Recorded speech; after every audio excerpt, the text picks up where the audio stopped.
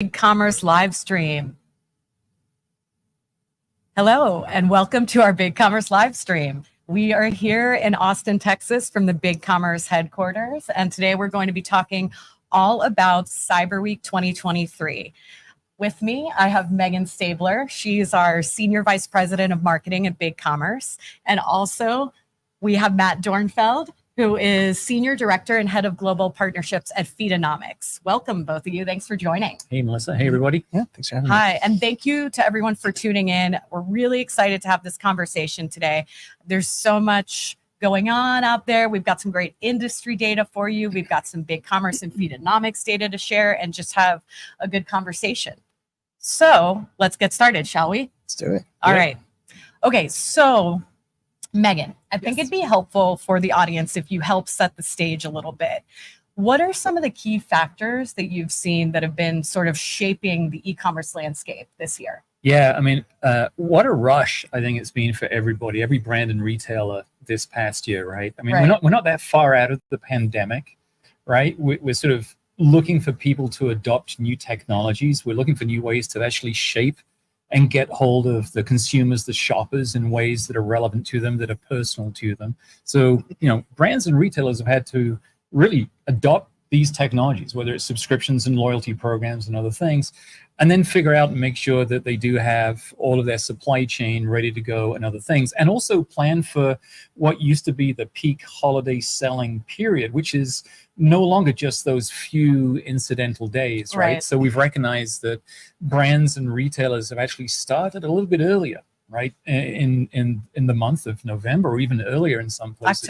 October to go ahead and find those things, because we as consumers and shoppers have also started to search and look for those things. There's no longer the expectation. So, it's been a strong adjustment for brands and retailers, A, to get their technology stack ready, and then B, to make sure that they're adjusting in real time to what demands are happening, how they see the consumer journey happening through their e-commerce website or through their loyalty programs, or that mix, which I think we're all back to nowadays, of blending online e-commerce with offline e-commerce. So ensuring they've had the BOPUS, right? Buy online, pick up in store, and then looking at the long tail. So, congrats to all of you brands and retailers out there. You've had a massive year to get ready for this super holiday selling season. And there's just a lot that you've gone through, and certainly for those of us that have been in e-commerce a long time, recognize the work that you've done and to get ready for this period. But you're right, we've got great stats to go ahead and talk about things. Well, and just looking at the year leading up to the holiday season too, I mean, not to mention the macroeconomics. There's so much that consumers have been dealing with as well, with inflation, rising interest rates, all of that. So just a year that's been sort of standout and different from the past several. Matt, what about you? What's stand out for 2023 leading up to the season that you think has been influencing e-commerce? Yeah, I mean, it's a number of things, of course, to Megan's point, and to yours actually about, macroeconomics. Macroeconomics don't just impact consumers, it also impacts a retailer who's trying to collect capital to deploy onto inventory ahead of the holiday season. And so, that impacts everybody. We've moved away a bit from the COVID challenge of where's my inventory? It's somewhere in the ocean, to, okay, do I have enough money to even buy inventory? And I think some brands have done that really well with a lot of pre-planning, and others have struggled and have gone out of stock at really impactful moments. That said, on the more broad brand side of things, we've really seen a lot of brands focus on the right channel selection for their brand. So am I existing in the right place? Am I engaging with consumers the right way in that place? Is that a connected experience? And more so, there are a lot of channels that might have been more free bets, let's say, than strategic, more sure bets. And I think a lot of brands have said, okay, well, one channel is really working for me. I'm going to double down on that. While maybe this other channel I really thought about could be like a good stretch exercise, becomes a 2024 topic, not a 2023 one. And so we'll continue to really probably see more of that and more strategic bets. But as the economy gets better, people start making bets again. And so we've started to see a comeback on advertising spend and performance across a number of channels, Meta included. And so I think that's generally a good sign in that people are starting to see performance on the channels that they're most familiar with. And then obviously to Megan's point, there's the offline online blending as well that I think is really exciting. A lot of these retailers are starting to roll out new services. So BOPUS is a huge one. but really leveraging brick and mortar locations as fulfillment centers as well. Yeah. And so that really enables a brand to move more quickly, deploy inventory to people that are local to those stores. And I think we'll see a lot more of that out of our the major retailers over the next year to come. Right. Yeah. And I think the compound effect of this for experts and analysts going into the holiday season was it's a mixed bag. We don't really know what to expect, but the consensus in everything I read was really that it seemed that we would see sort of a return to pre-pandemic Cyber Week and holiday growth rates. I know that the NRF projection for the overall holiday season is between 3 and 4%. So, I also read some conflicting surveys, all valid, but it was like, X percent of people do plan to shop Cyber Week. This, percentage of people want to skip Black Friday entirely. So I think that people didn't really know what to make of it. Mm-hmm. But now that the dust has settled and Cyber Week is behind us, we do know how things turned out. Well, I mean, look at it this way. Consumers, shoppers, more savvy than ever before, right? Because of online presence, right? NRF also stated that 55% of shoppers were actually shopping a month ago, right? Looking for those good deals, and 35% actually went ahead and shopped during Thanksgiving week, right? Mm-hmm. So, consumers and shoppers are looking for those discounts early in the cycle, right? And as you talked about, the economic headwinds, right? Things that are happening, right? Consumer spending is down, inflationary issues and concerns are up. So, people are being a little bit more cautious about what to buy, what to spend on. And then when you talk about some of the things that you've seen from the Fido side, right? Mm-hmm. Advertising costs have gone up as well, right? The cost to advertise is up there, and your ROAS is probably down as well, mm-hmm. right? So getting your essential feeds and listings, right, and streamlined is going to be key for it. But, the consumers have the power, right? The consumers have the power. And, what I have seen a little change on is, the discounts that we used to get, the fact that I used to get up early Thanksgiving morning and go wait in line for brands, as we joked about previously, like Circuit City, and get that Xbox for my kid, right? Yeah. Those deep discounts seem to have gone, right? We're seeing a sort of 10, 15, 20, sometimes a 30% discount. So consumers are more savvy, and there are more technologies available for them to go find them. So to your point, Matt, getting your product in front of the eyeball of the consumer in that emotional moment, if they're on Instagram or TikTok, is essential, not just for Cyber Week, mm-hmm. right, or Black Friday, but throughout the entire year. So consumers are savvy, shoppers are savvy. We as e-commerce experts and people that are watching have to be more experienced about connecting to you and making sure that you're finding what you need in a way that is right for you at a time that is right for you on a device that is right now, and converting you with high conversion checkout, seamless, frictionless checkout. So lots of things that wrap into what's been going on. Yeah, and we've seen too, ROAS has historically been the kind of the buzzword metric too, but especially in an environment like the one we're in, margin is mm-hmm. super important. If I had a 10x ROAS and I was still losing $1, mm-hmm. I'm still losing. It doesn't matter if my ROAS was 100x. But the focus on the right channel, and the right product, in the right place, the right time, I think is for a lot of brands is doing them right. They're succeeding, and they're investing, maybe not as a significant a discount, but enough that still attracts attention. And I think we saw in a number of different earnings reports some dips in consumer activity. Right. And that, I think, my perspective is people are waiting for a deal. Yeah. Like they're waiting for prices to drop. Yeah. They always drop around this time of the year. And to Megan's point, people are strategic. Like consumers are more savvy than they've ever been. There's more tools. There's more ways to shop than there's ever been before. And that's exciting as a strategy person, but maybe a little scary too if you're a brand and you're kind of new to the game, trying to catch up to what feels like a runaway train. Well, and I think that too, from what we've seen, that is, sort of the fear or the worry from brands and retailers. Are people still going to shop during Cyber Week? Will the numbers be there? So let's get into some of this data. I want to just read a few numbers, hit on a few key points from what we saw industry-wide and with BigCommerce, and then we can kind of break some of this down. So again, congrats to all these brands and retailers on a successful Cyber Week. What we saw on the BigCommerce side was that our customers were up 10%. Our sales were up 10% year over year. And that's fantastic. That's actually surpassed industry data. When you look at the bigger picture, Salesforce reported a global increase of 6% GMV.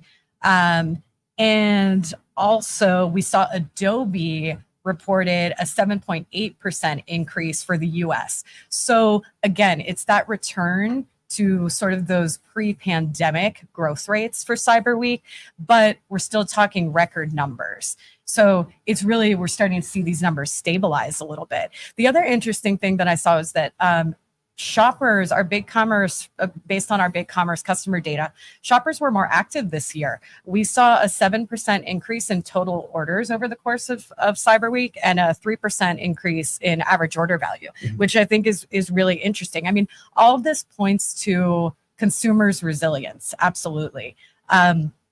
Also, I always want to call out what the biggest days were. It's still Black Friday and Cyber Monday. We saw that it was interesting because Black Friday was the biggest in terms of GMV and total orders, but Cyber Monday actually had the highest order values of the week, which basically means that shoppers were spending more on their purchases on Cyber Monday. I can attest to that. I actually ended up buying some home goods items. So it may also be that they're buying bigger ticket. Right, exactly.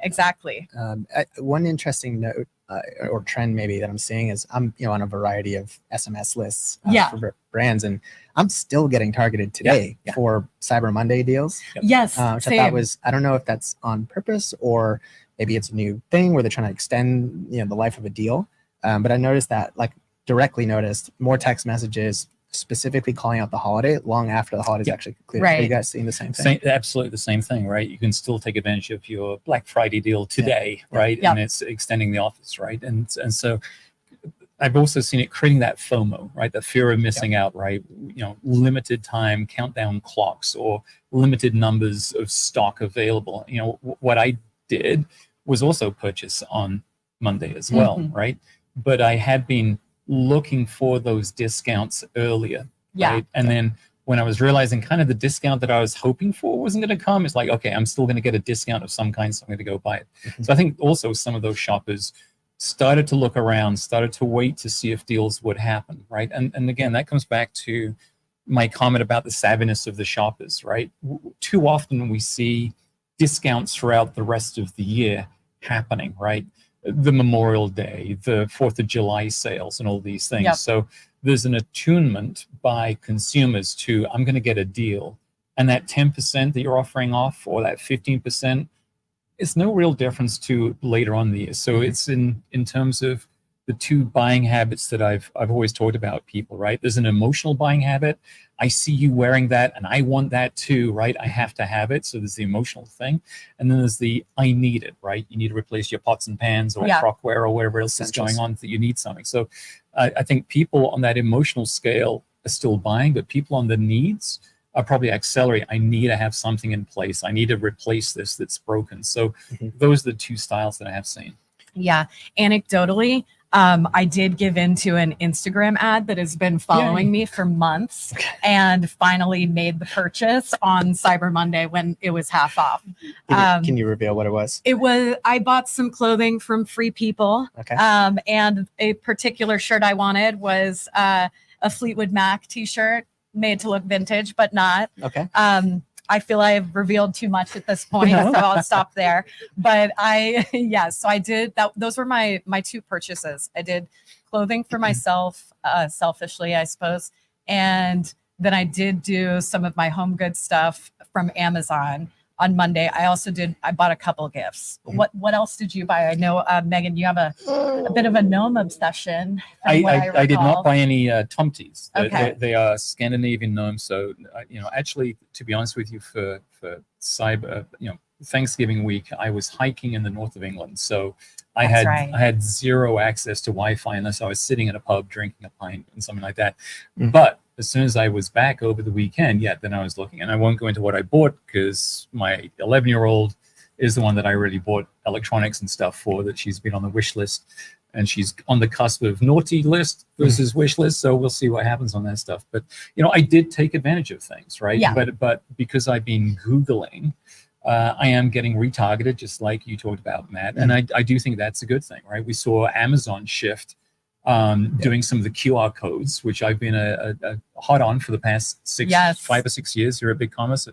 QR codes are going to make the comeback. And with a QR code, the great thing with that is, even if somebody's just interacting now with that QR code, you're getting that information on that shopper and embedded into your customer journey and then into your retargeting.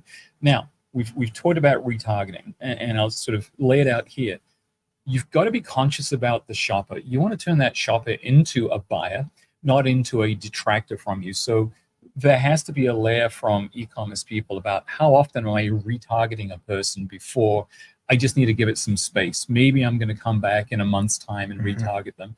Or I'm going to find them like they did you on a different channel, right? And so the emails and the SMSs that are coming in, it gets to a point where I'm going to say delete report, right? I'm just done with this thing.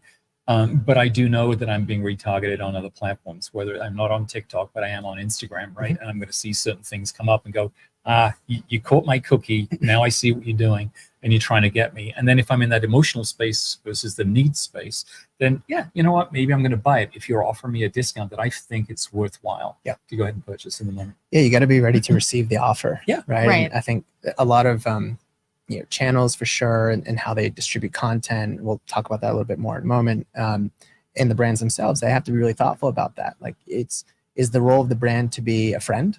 Is it to be someone who's supporting and educating? Is it to be direct selling? And I think it changes, to your point, Megan, about the channel that is being used to distribute that message, because you may catch someone on a different part of that journey, which directly impacts whether someone's going to convert then, or build that up over time, or completely disrupt the process and actually kick them out of the flow altogether, which is really worst case scenario. Yeah, I do want to take a moment. You talked about, and we thank the brands and retailers and the BigCommerce customers, right? I do also want to thank the BigCommerce employees too, right? Absolutely. Those in support and engineering, right? For the 10th straight year, 100% uptime of the BigCommerce platform in delivering e-commerce for all of our brands and retailers on the platform, right? And we also saw our support calls go way down, right? The longest time that I think I saw somebody pick up the phone to answer a call was 18 seconds. Oh, wow. That's right? great. Which is amazing. So, kudos to all the BC folks out there as well. I wait longer than 18 seconds to answer phone calls from friends. So I can imagine. You answer phone calls? On occasion, only if I've saved the contact info. But on the shopping side, so I'm not a great online shopper. I'll be the first to say that. I actually just like seeing how brands operate, because I'm just busy studying, and then I'm definitely that person who goes into the store and feels the thing and then leaves and then comes back and buys the thing specific. And I'm dating myself, I guess, in that regard, because my shopping experience is much like how it used to be when you wake up at 3 a.m. and go to the store. Yeah.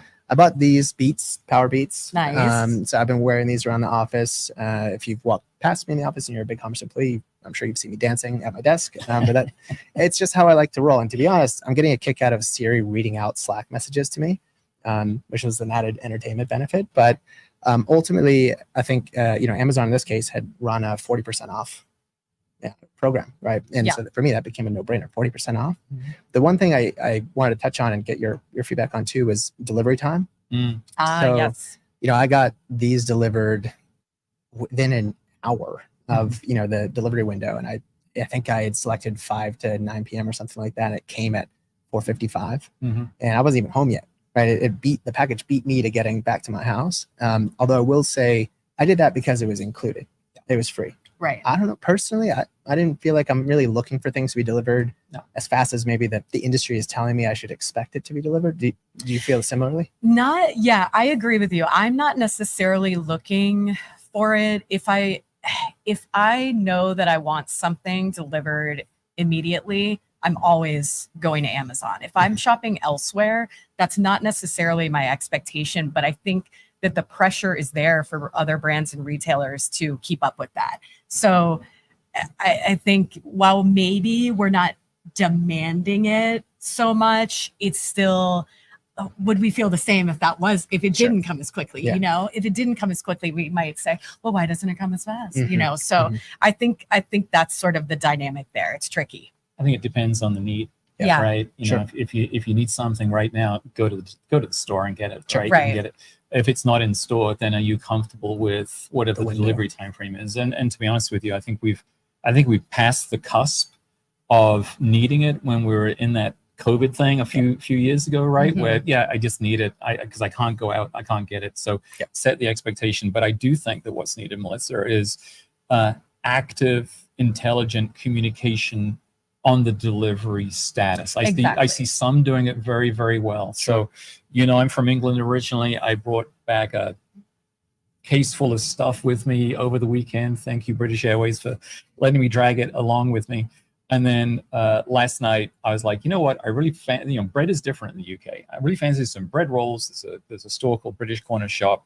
I was like, I could order that. I added some more Christmas goods, Christmas candy and stuff like that into it. I filled up enough for it to be worthwhile. The $20 it's going to cost. Mm-hmm. I got a notification this morning that it's already been dispatched. It's coming via DHL, and I know that it's going to be at my front doorstep tomorrow. Yeah. So there are consumable goods that I know are going to be delivered, and I care about those.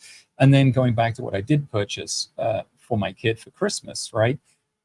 I know it's going to arrive. Now, there's a latency demand that I think shoppers always worry about of, well, I know I ordered it on Tuesday. I still haven't received it. Is it still going to arrive, right? Mhm. Amazon's good at telling you where things are, but others may not be so good. So I think clarity for e-com managers is making sure that last mile that was talked about, or actually the last yard that is really talked about, is there, and also the returns. Because I'm still seeing people do I'm going to buy 3. Yeah. I'm not saying you bought 3 of your Pink Floyd or whatever it was t-shirts. She She may have done, Fleetwood sure. Mac. Yeah. Fleetwood Mac. Sorry, Fleetwood Mac. I am old, so I'm trying to go back to my heritage, right? But I'm still seeing people buy 3 of things just to see if they fit, Sure. right? And that is not good to your margin conversation earlier, right? Of the return. So it is the shipping and the communication, and it's the returns capability, and that's why we're seeing technologies, AI, chatbots, and other things really taking over to help. Yeah, and Agree. I think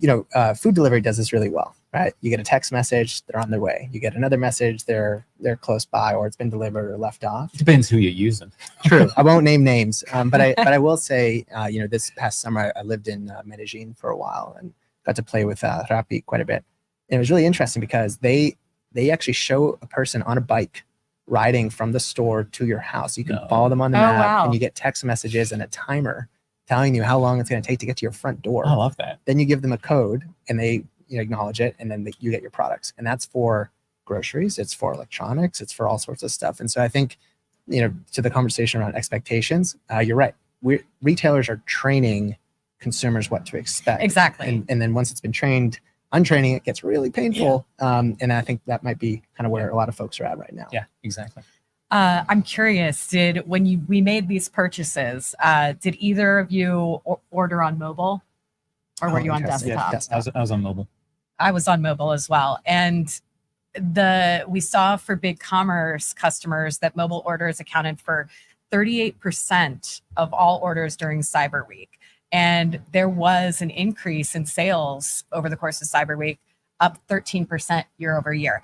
I think on industry-wide, when I was looking at Adobe data, the increase was 10%, I believe, in mobile orders from last year. So it just makes me think too, like we saw a substantial increase in orders on Thanksgiving Day.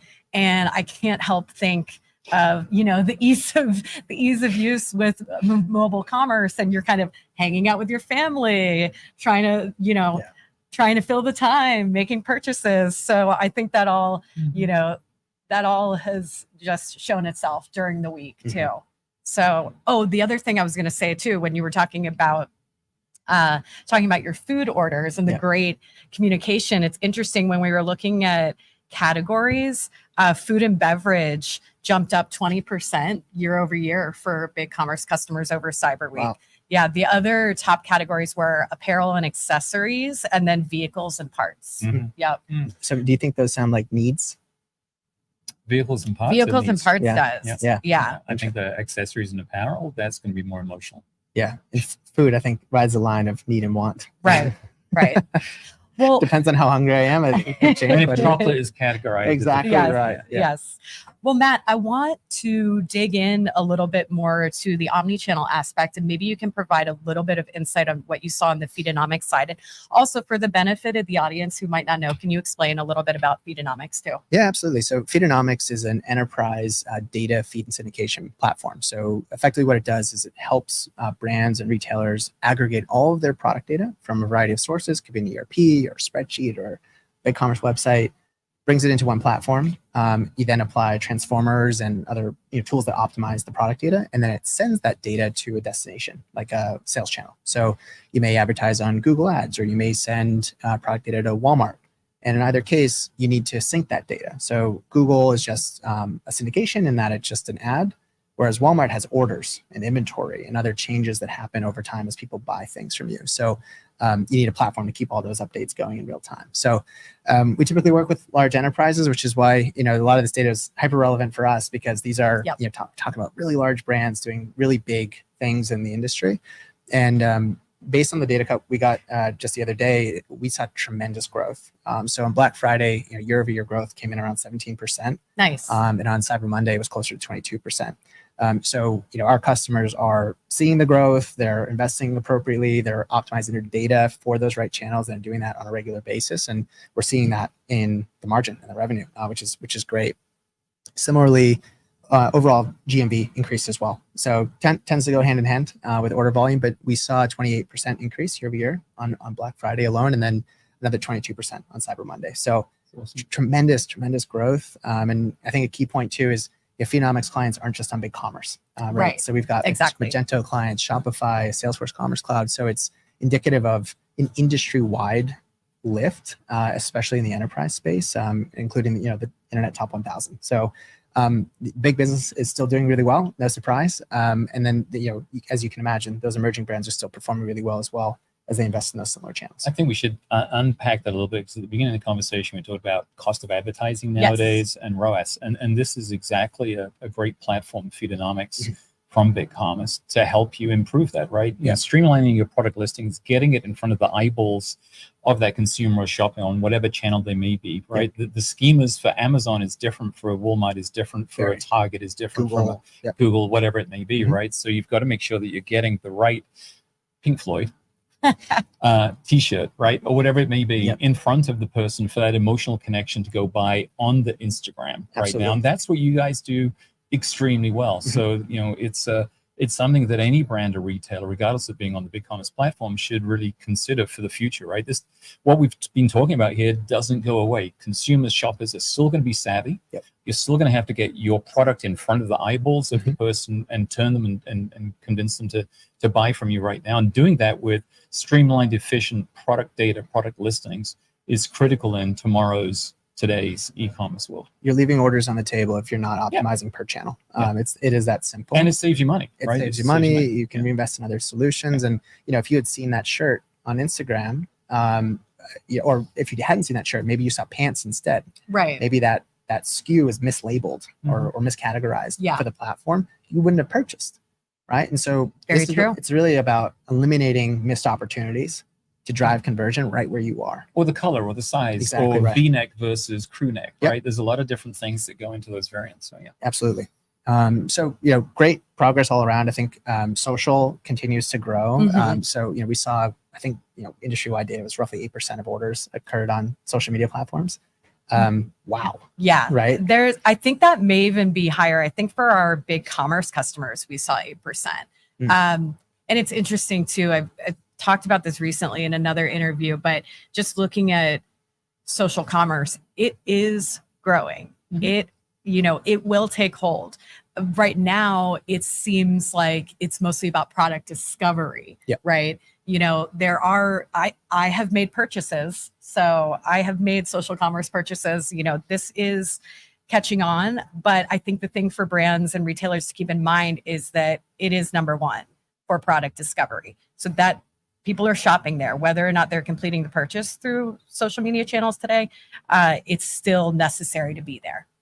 Yeah, and I think in many cases it's actually inspiring people to think, actually I didn't think I needed this thing, or I didn't know I needed it till now. Now I know I need it, and TikTok's great for that, right? Because you're getting this feed that's for you. They got a really powerful algorithm that's delivering things in real time that really meant for Matt, right? In this case, one thing that I'll mention about marketplaces in general, TikTok Shop has started to emerge as a shopping destination. I did want to ask you about that since you're closer to it than Megan and I are. Tell us a little bit about what you're seeing. It's on a tear. I think the industry will say, or a lot of folks in the industry will say, well, TikTok is trying to compete with Amazon, and maybe from the perspective of yes, that's another place where people can check out. But the reason someone goes to Amazon is very different than the reason someone would go to TikTok. Yeah. And even the people might be different. So you may go to Amazon to buy a necessity, right? I need diapers. Are you going to go to TikTok to buy diapers? Maybe, maybe not. But you might discover bedazzled diapers on TikTok you didn't know you needed until right now for your gnome collection, right? It's possible. I'm worried about your search history right now. Yeah, this is not an intervention. We're going to leave that offline. But I think in general, I'm not buying diapers. Also noted. I think the point about TikTok Shop that's really interesting is they are aggressively trying to take market share wherever they can get it. To get brands to deploy their products there, but also to get consumers to shop there. And so one of the tactics they deployed was discounting up to 60% on the platform with an additional 20% available via coupon. That's actually TikTok spending its own money to bring down the cost of products, make the brands whole, encourage a consumer to buy, to start that relationship, right? And get people invested in TikTok as a shopping destination and one that inspires them to discover new products. So I'll go back to that just to underscore that point. It's where you shop. You might be in those places for very different reasons. And so it might be the same person, but the reason they're there is very different. Right. So encouraging the conversion requires a different strategy for TikTok than it might for Amazon or Walmart or something else. 100%. Yeah. And it's not so much even about the channel. It's understanding your customer's behavior in the channel. Exactly. Why are they there? Don't over-index on the channel itself. Keep the focus on the customer and their behavior. Exactly right. Okay, so we've covered a lot. The holiday season is not over. There's still several weeks and into January. So what is our best advice to retailers to close out the season? Megan, what do you say? Consumers are still expecting that personalized experience, right? So manage it effectively. Don't over-rotate on trying to convince you to buy something. Do it in a very judicious way to do it. When you're capturing that person at checkout, is make sure you have a very smooth, seamless checkout experience. And that's one of the great things that BigCommerce does offer on its platform is passwordless, one-click checkout with some of our providers from PayPal and Stripe and others. Is that ability to check out seamlessly. Make sure you think about the long tail, right? We talked about the shipping and also the returns. Offer the convenience, right? So they want that fair discount for a reasonable product and the convenience of shipping at some point. I need it tomorrow. It doesn't matter when it arrives, or you know what, I'm going to go in the store and do it. Keep at it. But I also think my advice for e-com marketing managers would be pull back a little bit, right? Look at what you did over the year in terms of discounting and availability, right? We've talked about margin is so key for many brands and retailers. But if you are wanting to have big blockbuster sales around Black Friday, Cyber Monday, and the week of, you've got to be able to offer those, right? And so be cautious about really looking at your inventory over a period of time, seeing how often you do discounts, what do those discounts look like, and then keying up for these holiday periods. But you're right, we're still in that holiday period. It's no longer a pyramid of that week. It's sort of flattened out over a longer period of time. And also look for key technologies, right? Whether it's from BigCommerce and Feedonomics that can give you that advantage, right? Consumers are adjusting because of their savviness, and therefore brands and retailers must adjust their tech stack as well to accommodate. So there's an accommodation from the brands and retailers, and there's an adjustment that's coming in there from the consumers and shoppers.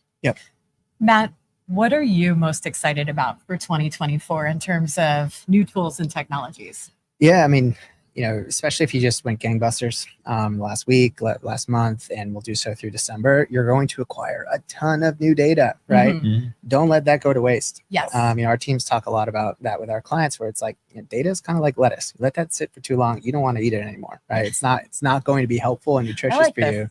So I think to Megan's point, we're about to go into a really critical end to the holiday season. You also don't want to discount too much because you'll actually discredit your brand, right? You want to make sure you preserve what you actually are and represent. There's value there. But also remember, Jan 1 is also right around the corner. Absolutely. So, returns will be a big thing y'all got to deal with at the beginning of the new year. So to your question, invest in an omnichannel data strategy. So know who your customer is, what they like to do, where they're existing, why they do this versus that. And then lean on your teams, your tools, your services to perform into the new year. And I think I can't, advocate for that enough. Like we Feedonomics, my teams, we're here because our job is we're gold. We're incentivized to actually care and help our clients win. Yeah. We can proactively reach out, but we would love to get questions that say, hey, this is what I'm thinking about. What do you think Feedonomics, or what do you think Big Commerce? So if you're a brand or a retailer, you're not relying on your teams and your services that you're paying for, y'all need to change that like right now. I think this is like go time to invest in that and then head into the new year with a plan in place and ready to make some investments in the appropriate tools to win next year as well. Yeah, great advice. I echo the emphasis on returns. I'm always coming at it from a brand loyalty perspective. And I think it's just keeping top of mind that every single touch point, returns especially, are an opportunity to build brand loyalty by creating that seamless shopping experience. So fantastic. We've covered a lot. Any final thoughts? I mean, I think we all summed it up. Focus on technologies that directly impact the customer experience. That would be it. That's why Big Commerce is here, is to make sure that you are building a great brand loyalty. I like your comment about data. I'm going to add some other things. Think about AI. Yep. Sure. And how AI and ML are going to help you with that customer loyalty and that also data identification to get more T-shirts sold for those people that obviously love the older brands. Bands, not brands. Love a good T-shirt. Okay. Thank you so much for tuning in to our Cyber Week recap. And thank you, Matt and Megan, for your wonderful insights and advice. And good luck to all the brands and retailers out there and closing out the holiday season. Thank you. Thanks, everyone. Thanks, y'all.